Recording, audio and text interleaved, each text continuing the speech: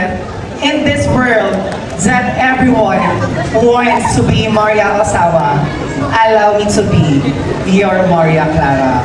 For I always believe that the best thing to be accepted is just to be yourself.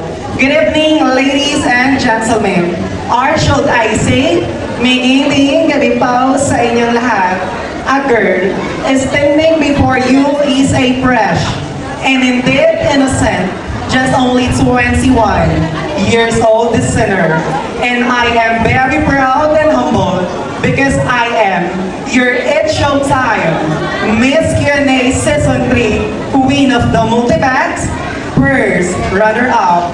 My name is Miss Karen Montesilio, and I am all the way where the place that you can experience just like a silver lining.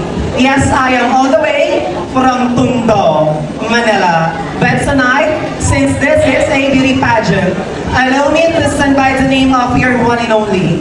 I am the only girl who captured the heart of Mr. Ronnie Alonte.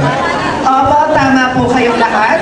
Bakit hindi niyo po sabay-sabay subukang palakpakan at hiyawan ang nag-iisang kawangis ni Binibining Loisa Andalio?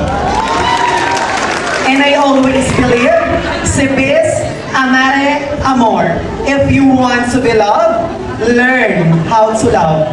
And if you want to be respected, learn how to respect. Judges, I am your candidate number 7. Mark my number because I will give you the best show and a night to remember. Ako po ay tubong Tondo pero pusong Valenzuela City. Marami pong salamat.